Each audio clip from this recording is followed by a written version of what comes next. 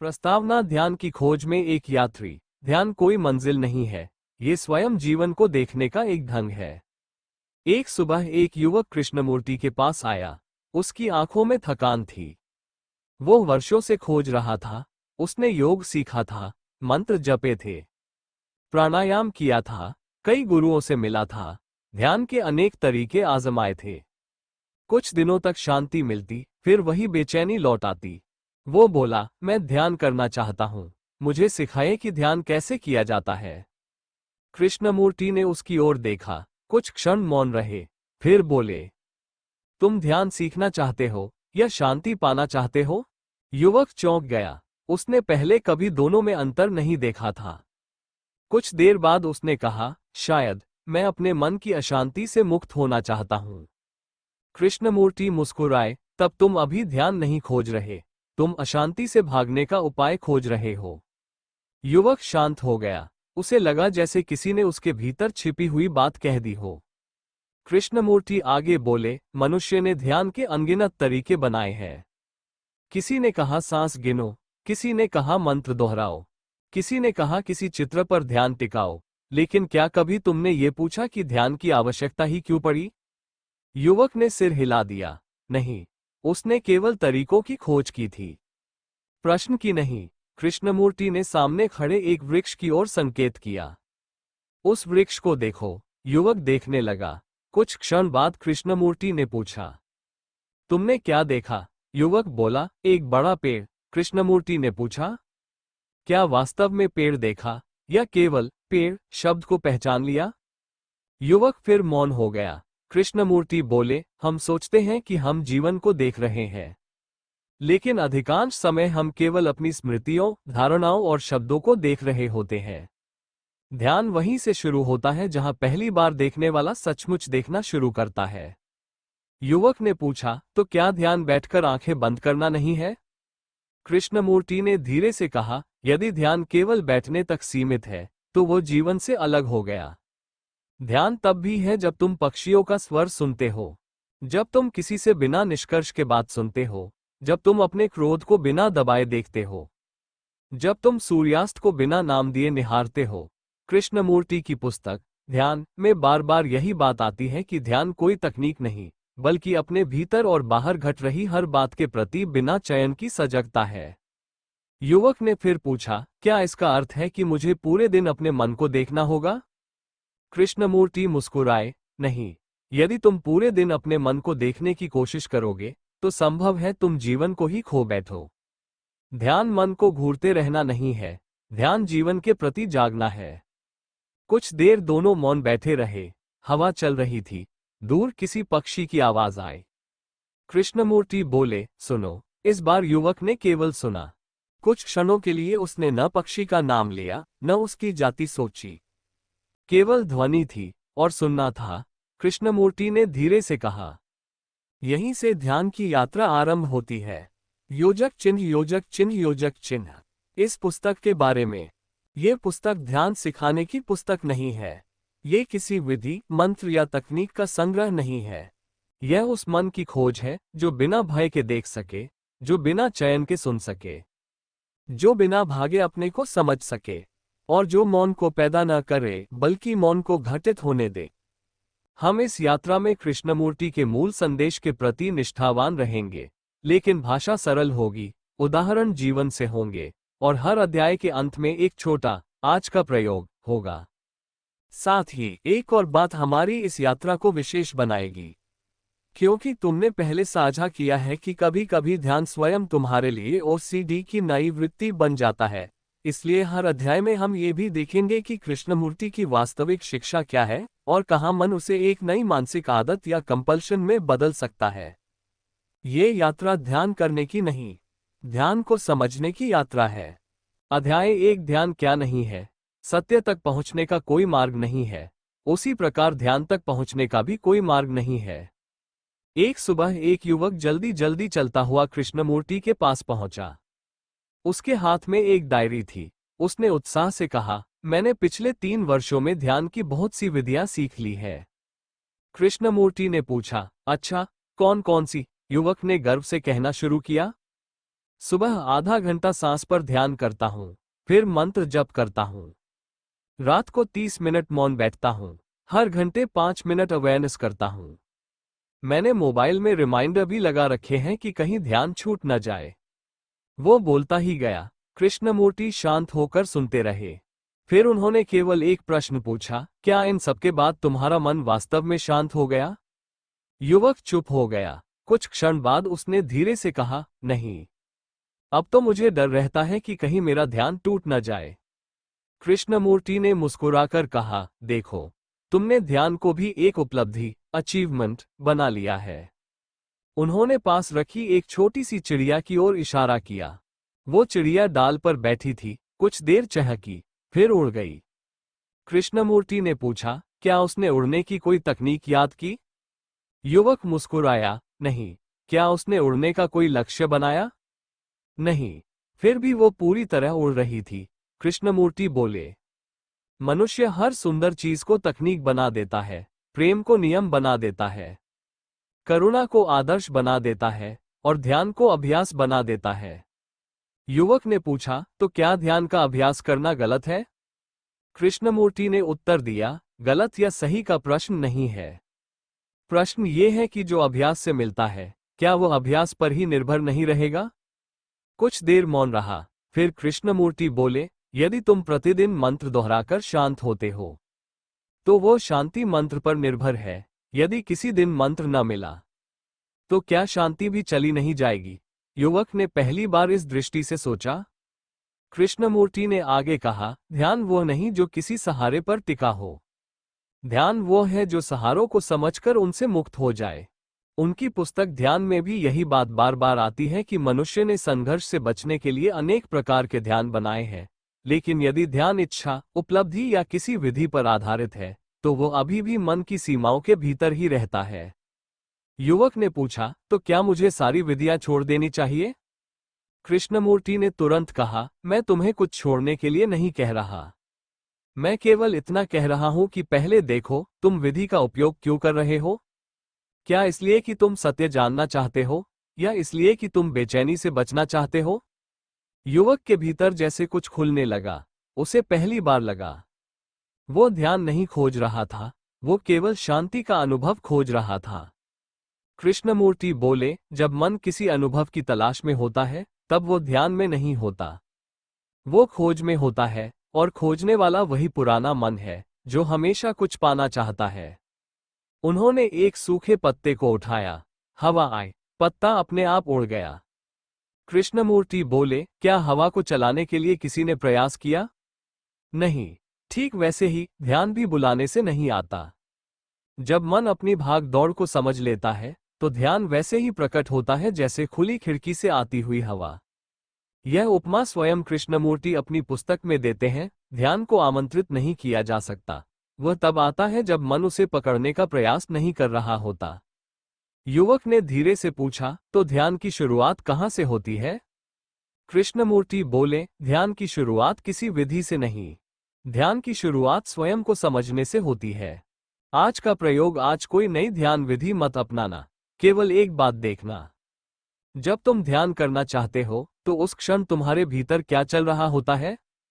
क्या तुम किसी अनुभव की खोज में हो? क्या तुम बेचैनी से भागना चाहते हो? क्या तुम शांति प्राप्त करना चाहते हो, या वास्तव में समझना चाहते हो?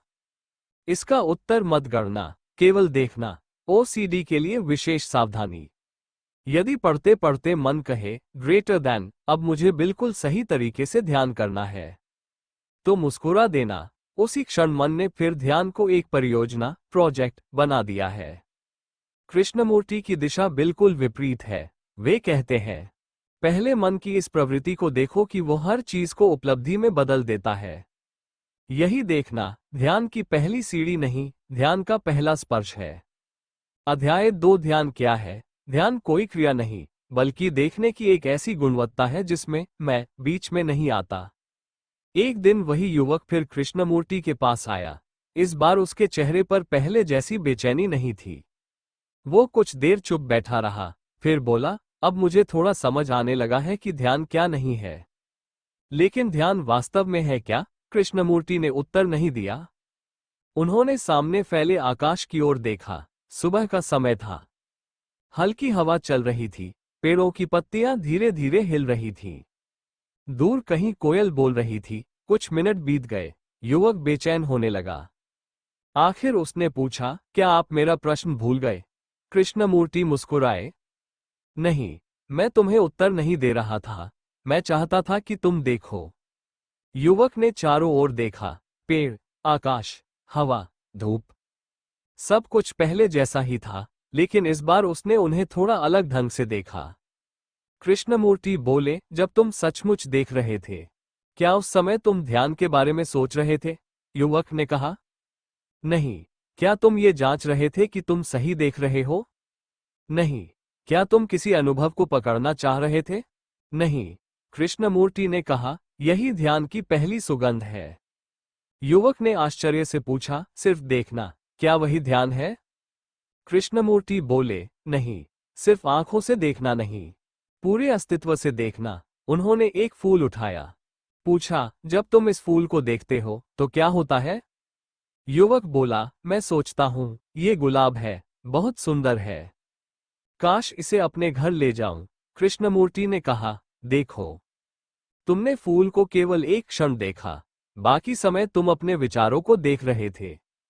कुछ देर बाद उन्होंने वही फूल फिर युवक को दिया। इस बार बोले, नाम मत देना, तुलना मत करना, कुछ पाने की इच्छा मत रखना, बस देखो। युवक ने पहली बार बिना शब्दों के देखने की कोशिश नहीं की, बल्कि बिना कोशिश के देखता रहा। कुछ क्षणों के लिए मन बिल्कुल शांत हो गया। कृष्णमूर्ति ने धीरे से कहा, ध्यान तब जन्म लेता है जब देखने और सोचने के बीच थोड़ा सा अंतर खुलने लगता है। उनकी पुस्तक ध्यान में वे कहते हैं कि बिना काट छांट, बिना निर्णय, अपने भीतर और बाहर जो कुछ घट रहा है उसके प्रति सजग होना ही ध्यान का अंग है। ये बस में बैठे हुए, जंगल में चलते हुए, पक्षियों को सुनते हुए या किसी प्रिय के चेहरे को देखते हुए भी घट सकता है। युवक ने पूछा, क्या ध्यान केवल भीतर देखने का नाम है? कृष्णमूर्ति ने सिर हिलाया। नहीं, यदि तुम केवल भीतर ही देखते रहोगे तो तुम बाहर के जीवन से कट जाओगे। यदि तुम केवल बाहर देखते रहोगे तो अपने भीतर को कभी नहीं समझोगे। ध्यान वो है जहां भीतर और बाहर का विभाजन धीरे धीरे मिटने लगता है। उन्होंने पास से गुजरते एक किसान की ओर इशारा किया। वो मुस्कुराते हुए अपने बच्चे के साथ चल रहा था। कृष्णमूर्ति बोले, उसे देखो। युवक देखने लगा। इस बार उसने किसान को देखकर कोई निष्कर्ष नहीं बनाया, न अच्छा न बुरा, केवल देखा। कुछ देर बाद कृष्णमूर्ति ने पूछा, क्या उस क्षण कोई प्रयास था? नहीं। क्या कोई उपलब्धि थी? नहीं। क्या कोई ध्यान करने वाला था? युवक कुछ देर सोचता रहा, फिर धीरे से बोला, नहीं, केवल देखना था। कृष्णमूर्ति की आंखों में चमक आ गई। उन्होंने कहा, जब देखने वाला पीछे हटने लगता है तभी ध्यान सामने आने लगता है। फिर वे कुछ देर मौन रहे। हवा फिर चली। इस बार युवक ने हवा को महसूस किया। पहली बार उसे लगा, शायद ध्यान कोई अनुभव नहीं है, बल्कि अनुभवों के बीच उपस्थित रहने की कला है। आज का प्रयोग, आज केवल एक बार किसी एक साधारण चीज को देखना, एक पत्ता, एक पेड़, अपने बच्चे का चेहरा, आकाश या चाय का कप।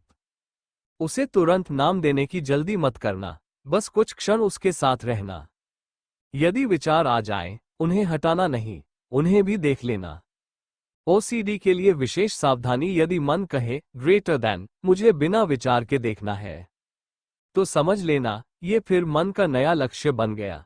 कृष्णमूर्ति यह नहीं कहते कि विचारों को रोको। वे कहते हैं, विचार आए तो उन्हें भी उसी सहजता से देखो जैसे हवा, पक्षी या फूल को देखते हो। ध्यान का अर्थ विचारों की अनुपस्थिति पैदा करना नहीं है। ध्यान का अर्थ है, जो है उसके प्रति पूर्ण जागरूक होना। और कई बार उसी जागरूकता में विचार स्वाभाविक रूप से शांत होने लगते हैं, बिना किसी जबरदस्ती के। अध्याय 3, क्या ध्यान किसी विधि से सीखा जा सकता है? यदि ध्यान किसी विधि से सीखा जा सकता है तो वह विधि आपको उसी तक ले जाएगी जिसने उसे बनाया है, सत्य तक नहीं। एक दिन युवक बहुत उत्साहित होकर कृष्णमूर्ति के पास आया। उसके हाथ में एक नई पुस्तक थी। वो बोला, मुझे एक नई ध्यान विधि मिली है। कहा गया है कि यदि मैं इसे रोज 6 महीने करूं तो मुझे गहरा ध्यान प्राप्त हो जाएगा। कृष्णमूर्ति ने पुस्तक को देखा, फिर युवक की ओर देखा और पूछा, तुम ध्यान चाहते हो या परिणाम? युवक ठिठक गया। कुछ देर बाद उसने कहा, क्या दोनों अलग हैं? कृष्णमूर्ति बोले, बहुत अलग। परिणाम भविष्य में रहता है, ध्यान केवल अभी होता है। उन्होंने पास खड़े एक छोटे बच्चे की ओर इशारा किया। वो मिट्टी में खेल रहा था, पूरी तल्लीनता से, न कोई लक्ष्य, न कोई उपलब्धि, न कोई चिंता कि वो सही खेल रहा है या नहीं। कृष्णमूर्ति ने पूछा, क्या ये बच्चा खेलने की कोई विधि अपनाकर खेल रहा है? नहीं। फिर भी देखो, वो पूरी तरह खेल में है। कृष्णमूर्ति बोले, मनुष्य का दुर्भाग्य यह है कि वो हर जीवित चीज को तकनीक बना देता है। वो पूछता है, ग्रेटर दैन, मुझे कितनी देर बैठना चाहिए? ग्रेटर दैन, सांस कितनी गिननी चाहिए? ग्रेटर दैन, कितने महीने में ध्यान मिलेगा? लेकिन वो शायद ही कभी पूछता है, ग्रेटर दैन, मेरा मन विधि क्यों खोज रहा है? युवक ने पूछा। लेकिन विधियां लोगों की सहायता तो करती हैं, कृष्णमूर्ति ने शांत स्वर में कहा। वे मन को कुछ समय के लिए शांत कर सकती है, जैसे एक लोरी बच्चे को सुला सकती है। लेकिन सो जाना और जाग जाना दोनों अलग बातें हैं। उन्होंने आगे कहा, यदि कोई मंत्र बार बार दोहराने से मन शांत हो जाए, तो वो शांति दोहराव की उपज है। यदि कोई विशेष आसन तुम्हें स्थिर कर दे, तो वो स्थिरता आसन पर निर्भर है, जो किसी सहारे पर टिका है। वो सहारे के बिना टिक नहीं सकता। कृष्णमूर्ति अपनी पुस्तक ध्यान में स्पष्ट लिखते हैं कि ध्यान की कोई तकनीक या तरकीब नहीं होती। स्वयं को बिना काट छांट के देखना और अपने बारे में सीखना ही ध्यान का आरंभ है। युवक ने पूछा, तो क्या आप सभी विधियों का विरोध करते हैं? कृष्णमूर्ति मुस्कुराए, नहीं, मैं विरोध नहीं कर रहा। मैं केवल ये पूछ रहा हूं, क्या विधि मन को स्वतंत्र बनाती है या मन को विधि का अभ्यस्त बना देती है? कुछ देर दोनों मौन रहे। फिर कृष्णमूर्ति ने पूछा, यदि मैं तुम्हें कहूं कि हर सुबह ठीक 6 बजे एक पेड़ को 10 मिनट देखना, तो क्या होगा? युवक बोला, मैं ऐसा करने लगूंगा और कुछ दिनों बाद वह आदत बन जाएगी। और तब? युवक ने धीरे धीरे उत्तर दिया, शायद मैं पेड़ को नहीं, अपनी आदत को निभा रहा होऊंगा। कृष्णमूर्ति ने संतोष से सिर हिलाया। यही बात समझनी है, ध्यान आदत नहीं है, ध्यान जीवित है।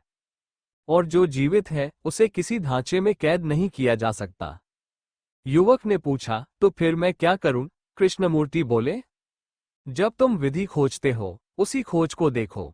जब तुम किसी गुरु पर निर्भर होना चाहते हो, उस निर्भरता को देखो। जब तुम जल्दी परिणाम चाहते हो, उस अधीरता को देखो। यही देखना किसी भी विधि से अधिक महत्वपूर्ण है। फिर उन्होंने एक बहुत सुंदर बात कही, ध्यान कोई ऐसी चीज नहीं जिसे तुम कर सको। ध्यान वो है जो तब प्रकट होता है जब कुछ बनने की दौड़ शांत पड़ने लगती है। कृष्णमूर्ति लिखते हैं कि यदि आप सोच समझकर ध्यान करना शुरू करते हैं, तो वह ध्यान नहीं है। ध्यान किसी खुले झरोखे से आने वाली हवा की तरह है, उसे बुलाया नहीं जा सकता। युवक बहुत देर तक चुप बैठा रहा। आज पहली बार उसे लगा, शायद वो वर्षों से ध्यान नहीं कर रहा था, वो केवल ध्यान प्राप्त करना चाहता था। और दोनों में बहुत अंतर है। आज का प्रयोग, आज अपने ध्यान को बदलने की कोशिश मत करना। केवल एक प्रश्न पूछना, ग्रेटर दैन, मैं इस समय ध्यान क्यों करना चाहता हूं? क्या कारण है? शांति चाहिए? किसी अनुभव की इच्छा है? डर से मुक्ति चाहिए? या केवल समझना चाहता हूं? उत्तर मत बनाना, सिर्फ ईमानदारी से देखना। ओसीडी के लिए विशेष सावधानी, यदि आज मन कहे, ग्रेटर दैन, अब मुझे बिना किसी विधि के ध्यान करना है, तो सावधान हो जाना, ये भी एक नई विधि बन सकती है। बिना विधि को भी विधि मत बना लेना। कृष्णमूर्ति का संकेत किसी नए नियम की ओर नहीं है। उनका संकेत जीवित, सहज और निरंतर सीखते हुए मन की ओर है, जो हर क्षण स्वयं को नए सिरे से देख सकता है, बिना किसी पूर्व निर्धारित ढांचे के। अध्याय 4, चॉइसलेस अवेयरनेस, बिना चयन की जागरूकता। ध्यान वहीं आरंभ होता है जहां मन ये तय करना बंद कर देता है कि क्या रहना चाहिए और क्या नहीं। एक दिन युवक बहुत उलझन में कृष्णमूर्ति के पास आया।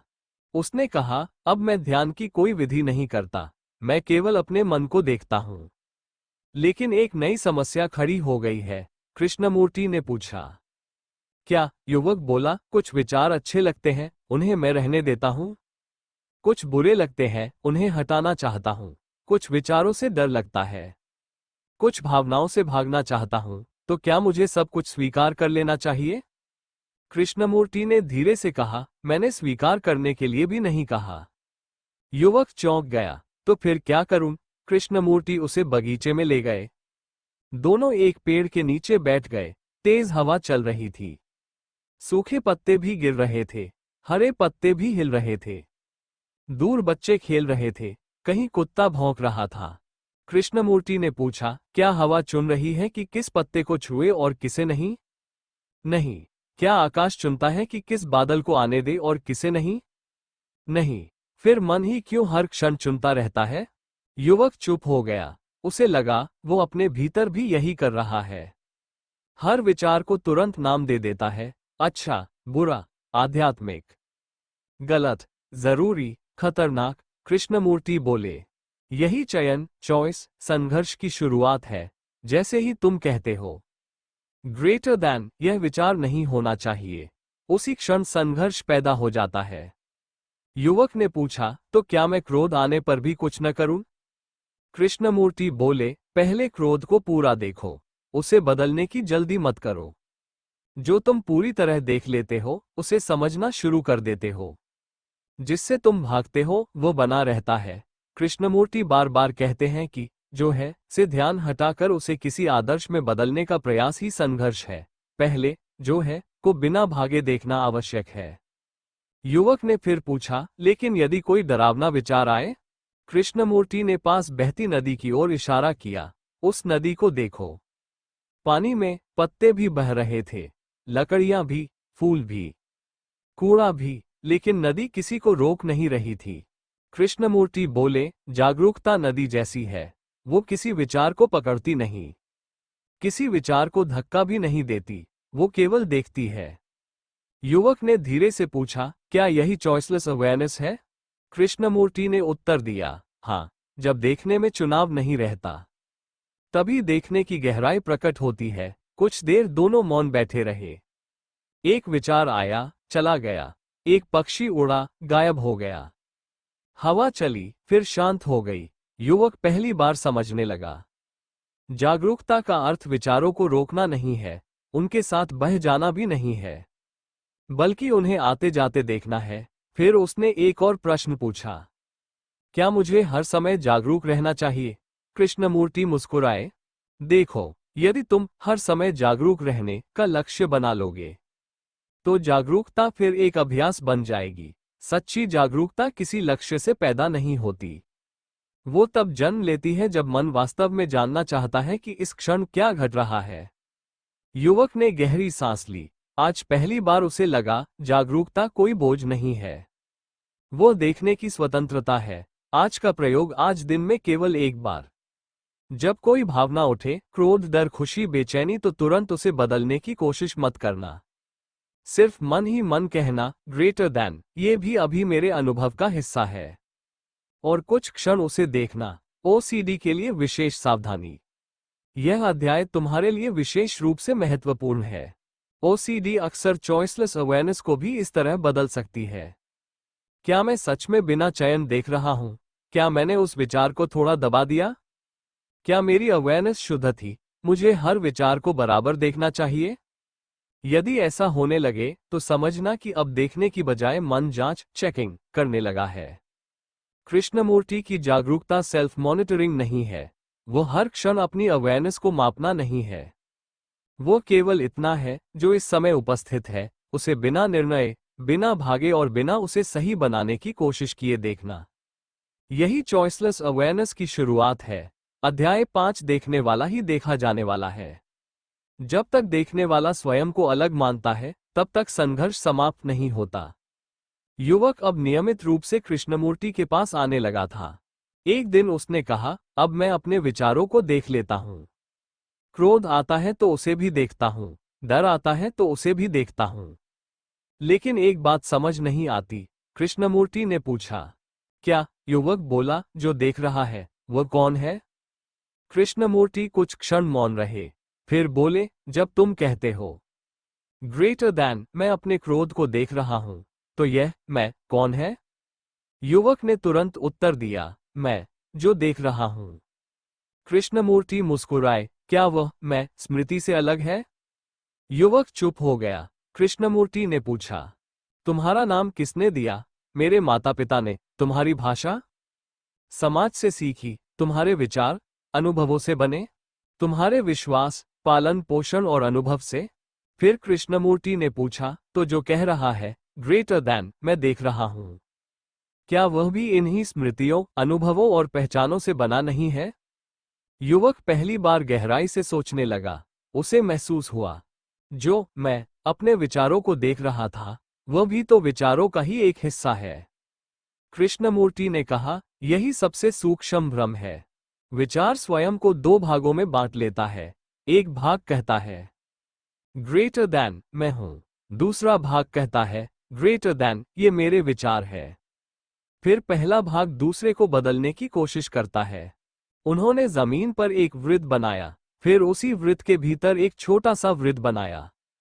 पूछा, क्या छोटा वृत्त बड़े वृत्त से अलग है? नहीं। उसी प्रकार देखने वाला भी उसी मन का हिस्सा है जिसे वो बदलना चाहता है। कृष्णमूर्ति अपनी चर्चाओं में बार बार कहते हैं कि विचारक ही विचार है। जब तक हम विचारक को विचार से अलग मानते हैं, तब तक संघर्ष बना रहता है। वास्तव में दोनों एक ही प्रक्रिया है। युवक ने पूछा, तो क्या देखने वाला बिल्कुल नहीं है? कृष्णमूर्ति बोले, जब तक ये प्रश्न बौद्धिक है, उत्तर भी बौद्धिक रहेगा।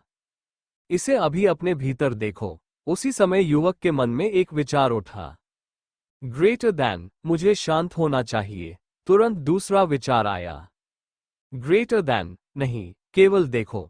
कृष्णमूर्ति ने पूछा, क्या तुमने देखा? युवक बोला, हाँ। एक विचार दूसरे विचार को निर्देश दे रहा था।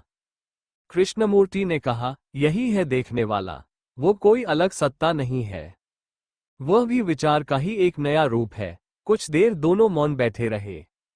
इस बार युवक ने अपने भीतर उठते विचारों को देखा, लेकिन वह उन्हें रोकने की कोशिश नहीं कर रहा था और न ही कोई नया विचार कह रहा था, ग्रेटर दैन मुझे ठीक से देखना है। कुछ क्षणों के लिए केवल देखना था। कृष्णमूर्ति ने धीरे से कहा, जब देखने वाला शांत पड़ जाता है, तब केवल देखना बचता है, और वही देखने की सबसे गहरी अवस्था है। युवक ने पूछा, क्या यही ध्यान है? कृष्णमूर्ति ने उत्तर दिया, ये ध्यान का अंत नहीं, यहीं से ध्यान वास्तव में शुरू होता है। आज का प्रयोग, आज यदि मन में कोई संघर्ष उठे, जैसे ग्रेटर दैन मुझे ऐसा नहीं सोचना चाहिए, तो तुरंत ये भी देखना, ये मुझे कौन है? क्या वह भी एक और विचार नहीं? इस प्रश्न का उत्तर मत देना, केवल देखना कि मन वास्तव में क्या कर रहा है। ओसीडी के लिए विशेष सावधानी, यह अध्याय बहुत सूक्ष्म है, इसलिए इसे किसी मानसिक अभ्यास में मत बदलना। यदि मन कहे, अब मुझे ऑब्जर्वर को पकड़ना है, क्या अभी ऑब्जर्वर गायब हुआ? क्या अभी केवल ऑब्जर्वेशन बची? मुझे जांचना चाहिए कि देखने वाला विचार है या नहीं। तो समझ लेना, फिर एक नया ऑब्जर्वर पैदा हो गया। कृष्णमूर्ति का उद्देश्य ऑब्जर्वर को खोजकर समाप्त करना नहीं है। उनका उद्देश्य केवल इतना है कि मन स्वयं देख ले कि ऑब्जर्वर भी उसी विचार प्रक्रिया का हिस्सा है। जब ये स्पष्ट दिखाई देता है, तब कभी कभी बिना किसी प्रयास के केवल देखना शेष रह जाता है, और उसी में एक गहरा मौन जन्म ले सकता है। अध्याय 6, विचार का मौन और वास्तविक शांति। मौन विचार द्वारा बनाया नहीं जा सकता। जहां विचार स्वयं अपनी सीमा को देख लेता है, वहीं मौन प्रकट होता है। एक दिन युवक बहुत प्रसन्न होकर कृष्णमूर्ति के पास आया। उसने कहा, कल रात मेरा मन बिल्कुल शांत हो गया था, कोई विचार नहीं था, शायद मुझे ध्यान मिल गया। कृष्णमूर्ति ने उसकी ओर देखा, फिर पूछा, और आज? युवक का चेहरा उतर गया। आज वही पुरानी बेचैनी लौट आई है। कृष्णमूर्ति मुस्कुराए, तो तुम मौन नहीं खोज रहे थे, तुम कल के अनुभव को फिर से पाना चाहते हो। युवक चुप हो गया। उसे लगा, हाँ, आज सुबह से वो उसी अनुभव को दोहराने की कोशिश कर रहा था। कृष्णमूर्ति बोले, क्या तुमने कभी देखा है कि मन हर सुखद अनुभव को दोहराना चाहता है? कल की शांति आज का लक्ष्य बन जाती है। उन्होंने पूछा, क्या कल का मौन आज दोहराया जा सकता है? युवक ने कहा, यदि मैं वही तरीका अपनाऊं, कृष्णमूर्ति ने धीरे से सिर हिलाया, तब जो दोहराया जाएगा वो मौन नहीं होगा, वो केवल स्मृति होगी। कृष्णमूर्ति लिखते हैं कि सत्य या प्रेम की पुनरावृत्ति नहीं की जा सकती, दोहराया केवल शब्द या संवेदना जा सकता है। जीवित सत्य हर बार नया होता है। दोनों कुछ देर तक नदी के किनारे बैठे रहे। नदी बह रही थी। कोई उसे बहने का आदेश नहीं दे रहा था, कोई उसे शांत रहने का अभ्यास नहीं करा रहा था। कृष्णमूर्ति बोले, नदी इसलिए शांत नहीं है कि उसने शांति का अभ्यास किया है, वो इसलिए बह रही है क्योंकि उसका स्वभाव बहना है। फिर उन्होंने युवक से पूछा, जब तुम विचारों को रोकने की कोशिश करते हो तो क्या होता है? युवक बोला, वे और तेज हो जाते हैं। और जब तुम उन्हें जबरदस्ती शांत करना चाहते हो, तब भीतर संघर्ष शुरू हो जाता है। कृष्णमूर्ति ने कहा, संघर्ष कभी मौन पैदा नहीं कर सकता, संघर्ष केवल थकान पैदा करता है। कुछ देर बाद युवक ने पूछा, तो क्या मुझे विचारों को खुला छोड़ देना चाहिए? कृष्णमूर्ति ने उत्तर दिया, मैं तुम्हें न रोकने को कह रहा हूं, न छोड़ने को, मैं केवल कह रहा हूं, उन्हें समझो। उन्होंने आगे कहा, हर विचार किसी स्मृति से उठता है, हर स्मृति अतीत से आती है, और अतीत कभी नया नहीं होता। जब मन ये पूरी तरह देख लेता है कि विचार अपनी जगह उपयोगी है, लेकिन वह मौन को जन्म नहीं दे सकता, तब विचार स्वयं शांत पड़ने लगता है। युवक ने पूछा, क्या इसका अर्थ है कि विचार बुरे हैं? कृष्णमूर्ति तुरंत बोले, नहीं, यदि विचार बुरे होते तो तुम मुझसे बात भी नहीं कर सकते। विचार का अपना स्थान है, लेकिन जहां मौन चाहिए, वहां विचार पहुंच ही नहीं सकता। शाम होने लगी, सूरज धीरे धीरे डूब रहा था। दोनों चुपचाप उसे देखते रहे। इस बार युवक के भीतर एक विचार उठा, ग्रेटर दैन, ये बहुत सुंदर है। फिर वो विचार भी चला गया, और कुछ क्षणों के लिए न सुंदर कहने वाला बचा, न सुंदरता को पकड़ने की इच्छा। केवल डूबता हुआ सूरज था और मौन। कृष्णमूर्ति ने धीरे से कहा, क्या तुमने देखा? तुमने मौन बनाया नहीं, वो स्वयं आया। आज का प्रयोग, आज यदि कुछ क्षण स्वाभाविक शांति अनुभव हो तो उसे पकड़ने की कोशिश मत करना, और यदि मन अशांत हो तो उसे हटाने की भी कोशिश मत करना। केवल देखना, क्या मन किसी अनुभव को दोहराना चाहता है? ओसीडी के लिए विशेष सावधानी, यह अध्याय विशेष रूप से महत्वपूर्ण है। यदि मन कहे, क्या अभी मौन आया? क्या विचार सचमुच रुक गए? मुझे उस अनुभव को वापस लाना है। क्या यही कृष्णमूर्ति वाला मौन है? तो समझ लेना, मन फिर अनुभव को पकड़ना चाह रहा है। कृष्णमूर्ति के अनुसार मौन कोई उपलब्धि नहीं है। उसे जांचा नहीं जा सकता, मापा नहीं जा सकता, और नहीं दोहराया जा सकता। जब मन अनुभवों का संग्रह करना छोड़ देता है, तब कभी कभी मौन अपने आप प्रकट होता है। मौन लक्ष्य नहीं है, मौन समझ का स्वाभाविक परिणाम है। अध्याय 7, ध्यान और दैनिक जीवन। यदि ध्यान केवल उस समय होता है जब आप आंखें बंद करके बैठे हैं, तो वह ध्यान नहीं है। ध्यान जीवन के प्रत्येक संबंध में प्रकट होना चाहिए। एक दिन युवक ने कृष्णमूर्ति से कहा, जब मैं यहां आपके साथ बैठता हूं, तब सब कुछ स्पष्ट लगता है। लेकिन जैसे ही घर लौटता हूं, दुकान, परिवार, काम, लोगों की बातें, सब कुछ फिर पहले जैसा हो जाता है। क्या ध्यान केवल शांत जगहों में ही संभव है? कृष्णमूर्ति मुस्कुराए। उन्होंने पूछा, तुम्हें क्या लगता है, जीवन कहाँ घट रहा है? युवक बोला, यहीं, लोगों के बीच। फिर ध्यान लोगों से दूर क्यों होना चाहिए? दोनों बाजार की ओर चल पड़े। चारों ओर शोर था। सब्जी वाले आवाज लगा रहे थे, बच्चे हंस रहे थे, गाड़ियां गुजर रही थीं। लोग जल्दी में थे। कृष्णमूर्ति ने पूछा, क्या ये शोर तुम्हारे भीतर अशांति पैदा कर रहा है, या तुम्हारा मन शोर का विरोध कर रहा है? युवक ठहर गया। उसने पहली बार देखा, शोर तो था, लेकिन उसके भीतर लगातार चल रहा था। ग्रेटर दैन, इतना शोर क्यों है? ग्रेटर दैन, काश यहां शांति होती। कृष्णमूर्ति बोले, अक्सर हमें वस्तु परेशान नहीं करती, उस वस्तु के प्रति हमारी प्रतिक्रिया हमें परेशान करती है। कुछ आगे एक छोटा बच्चा रो रहा था। उसकी मां उसे चुप कराने की कोशिश कर रही थी।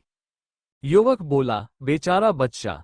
कृष्णमूर्ति ने पूछा, तुमने बच्चे को देखा या अपने मन की प्रतिक्रिया को? युवक फिर चुप हो गया। कृष्णमूर्ति बोले, ध्यान का अर्थ संसार से भागना नहीं है। ध्यान का अर्थ है संसार के बीच स्वयं को जानना। वे बार बार कहते हैं कि ध्यान जीवन से अलग कोई क्रिया नहीं है। संबंधों, काम, प्रकृति, बातचीत और दैनिक गतिविधियों में स्वयं को देखना ही ध्यान का वास्तविक क्षेत्र है। चलते चलते युवक ने पूछा, तो क्या मुझे पूरे दिन अपने मन को देखना चाहिए? कृष्णमूर्ति हंस पड़े। नहीं, यदि तुम पूरे दिन अपने मन को ही देखते रहोगे तो जीवन को कौन देखेगा? उन्होंने आगे कहा, जब कोई तुमसे बात करे तो सचमुच सुनो, जब भोजन करो तो भोजन का स्वाद लो, जब काम करो तो काम करो, और जब मन में कोई प्रतिक्रिया उठे तो उसे भी बिना भागे देख लो। युवक ने पूछा, तो ध्यान का कोई अलग समय नहीं है? कृष्णमूर्ति बोले, यदि ध्यान केवल सुबह आधे घंटे है तो बाकी 23 घंटे कौन जी रहा है? शाम को दोनों लौट रहे थे। सूरज ढल रहा था। रास्ते में एक वृद्ध व्यक्ति धीरे धीरे चल रहा था। पहले युवक जल्दी निकल जाता, लेकिन आज उसने अपनी चाल धीमी कर ली। उसने पहली बार महसूस किया, ध्यान का अर्थ धीमा चलना नहीं था। ध्यान का अर्थ था, जो सामने है उसके साथ पूरी तरह उपस्थित होना। कृष्णमूर्ति ने चलते चलते कहा, ध्यान जीवन से अलग नहीं है। जीवन ही ध्यान का विद्यालय है। आज का प्रयोग, आज किसी एक साधारण काम को पूरी उपस्थिति के साथ करना, जैसे चाय पीना, किसी की बात सुनना, चलते हुए आकाश देखना, हाथ धोना, उस समय कुछ विशेष करने की कोशिश मत करना, बस उस काम के साथ पूरी तरह रहना। ओसीडी के लिए विशेष सावधानी। यह अध्याय तुम्हारे लिए बहुत उपयोगी हो सकता है। यदि मन कहे, मुझे पूरे दिन अवेयर रहना है, मैं अभी अवेयर हूं या नहीं? मैं ध्यान खो बैठा, मुझे हर क्षण अपने मन को देखना चाहिए, तो समझ लेना ये ध्यान नहीं, निगरानी, मॉनिटरिंग बन रही है। कृष्णमूर्ति का ध्यान हर पल स्वयं पर नजर रखने का नाम नहीं है, बल्कि जब जीवन तुम्हारे सामने है तो जीवन के साथ रहना। जब कोई प्रतिक्रिया उठे तो उसे स्वाभाविक रूप से देख लेना और फिर जीवन को आगे बहने देना। ध्यान कोई बोझ नहीं है जिसे पूरे दिन ढोना पड़े। ध्यान वो संवेदनशीलता है जो जीवन के बीच बीच में स्वाभाविक रूप से जागती रहती है। अध्याय 8, ध्यान और संबंध, स्वयं को दूसरों में देखना। यदि आप अपने संबंधों को नहीं समझते तो आप स्वयं को भी नहीं समझ सकते, क्योंकि संबंध ही वो दर्पण है जिसमें मैं प्रकट होता है। एक दिन युवक ने कृष्णमूर्ति से पूछा, मैं जब अकेला होता हूं तब अपने मन को समझ पाता हूं, लेकिन जैसे ही किसी से मिलता हूं, क्रोध, ईर्ष्या, भय, अपेक्षा सब जाग जाते हैं। ऐसा क्यों होता है? कृष्णमूर्ति ने पूछा, यदि तुम पूरे जीवन अकेले किसी पहाड़ पर रहो तो क्या तुम्हें पता चलेगा कि तुम्हारे भीतर ईर्ष्या है? युवक ने कहा, शायद नहीं। क्या तुम्हें पता चलेगा कि तुम सम्मान चाहते हो? नहीं। क्या तुम्हें पता चलेगा कि तुम्हें अपमान से डर लगता है? नहीं। कृष्णमूर्ति मुस्कुराए, यही कारण है कि संबंध आवश्यक है। दूसरे लोग तुम्हें दुख देने के लिए नहीं आए हैं, वे तुम्हें तुम्हारा चेहरा दिखाने आए हैं। युवक कुछ देर सोचता रहा, फिर बोला, तो क्या हर संबंध एक दर्पण है? योजक चिन्ह, योजक चिन्ह, योजक चिन्ह। कृष्णमूर्ति ने पास रखा हुआ एक दर्पण उठाया। उन्होंने युवक से पूछा, जब तुम दर्पण में अपना चेहरा देखते हो तो क्या दर्पण तुम्हारी निंदा करता है? नहीं। क्या वो तुम्हारी प्रशंसा करता है? नहीं। वो केवल दिखाता है। कृष्णमूर्ति बोले, संबंध भी ऐसा ही दर्पण है। जब कोई तुम्हारी आलोचना करता है तब तुम्हारी प्रतिक्रिया तुम्हें दिखाती है कि तुम कौन हो। जब कोई तुम्हारी प्रशंसा करता है तब भी तुम्हारी प्रतिक्रिया तुम्हें दिखाती है कि तुम कौन हो। योजक चिन्ह, योजक चिन्ह, योजक चिन्ह। युवक ने पूछा, लेकिन यदि कोई सचमुच गलत व्यवहार करे तो? कृष्णमूर्ति बोले, दूसरे का व्यवहार एक तथ्य है, लेकिन उस व्यवहार के प्रति तुम्हारी मनोवैज्ञानिक प्रतिक्रिया भी एक तथ्य है। ध्यान उस प्रतिक्रिया को समझना है। कुछ देर बाद एक व्यक्ति वहां आया। उसने युवक से रूखे स्वर में बात की। वो चला गया। युवक के भीतर बेचैनी उठी। उसे लगा, ग्रेटर दैन, उसने मेरे साथ ऐसा व्यवहार क्यों किया? कृष्णमूर्ति ने पूछा, क्या तुमने अभी अपने भीतर उठती हुई चोट को देखा? युवक ने धीरे से कहा, हाँ, पहले मैं केवल उस व्यक्ति को देख रहा था, अब मैं अपनी प्रतिक्रिया भी देख रहा हूं। कृष्णमूर्ति ने कहा। यहीं से आत्मज्ञान शुरू होता है, किसी पुस्तक से नहीं, किसी गुरु से नहीं, बल्कि हर संबंध में स्वयं को देखने से। कृष्णमूर्ति बार बार कहते हैं कि आत्मज्ञान किसी सिद्धांत से नहीं आता, स्वयं को संबंधों, प्रतिक्रियाओं, विचारों और भावनाओं में समझना ही वास्तविक सीखना है। युवक ने पूछा, तो क्या मुझे लोगों को बदलने की कोशिश नहीं करनी चाहिए? कृष्णमूर्ति मुस्कुराए, जब तुम स्वयं को नहीं समझते, तब दूसरों को बदलने का हर प्रयास तुम्हारे भ्रम को ही आगे बढ़ाता है। शाम हो चुकी थी, लोग अपने अपने घर लौट रहे थे। युवक ने देखा, आज पूरा दिन लोगों के बीच बीता, लेकिन पहली बार उसका ध्यान लोगों पर कम और अपनी प्रतिक्रियाओं पर अधिक गया। उसे महसूस हुआ, संबंध समस्या नहीं है, वे स्वयं को जानने का अवसर है। कृष्णमूर्ति ने चलते चलते कहा, यदि तुम अकेले में शांत हो, लेकिन संबंधों में अशांत हो, तो तुम्हारी शांति अभी अधूरी है। आज का प्रयोग, आज किसी एक बातचीत के बाद 2 मिनट रुककर स्वयं से पूछना, उस बातचीत में मेरे भीतर क्या उठा? क्या मुझे स्वीकार किए जाने की इच्छा थी? क्या मुझे अस्वीकार होने का डर था? क्या मैं स्वयं को सही साबित करना चाहता था? उत्तर बदलने की कोशिश मत करना, केवल देखना। ओसीडी के लिए विशेष सावधानी। यह अध्याय पढ़ते समय एक नया जाल पैदा हो सकता है। मन कह सकता है, अब मुझे हर बातचीत के बाद अपनी प्रतिक्रिया का विश्लेषण करना है। क्या मैंने अपनी भावना सही पहचानी? क्या मैं पर्याप्त जागरूक था? मुझे हर संबंध को आत्मविश्लेषण का अभ्यास बनाना चाहिए। यदि ऐसा होने लगे, तो रुक जाना। कृष्णमूर्ति आत्मविश्लेषण, एनालिसिस की नहीं, प्रत्यक्ष अवलोकन, डायरेक्ट ऑब्जर्वेशन की बात करते हैं। विश्लेषण में मन कारण ढूंढता रहता है, अवलोकन में मन केवल देखता है कि इस क्षण क्या हुआ। याद रखो, संबंध परीक्षा नहीं है, वे दर्पण है। दर्पण को बार बार जांचने की आवश्यकता नहीं होती। एक क्षण का स्पष्ट देखना ही अक्सर लंबे विश्लेषण से अधिक गहरा होता है।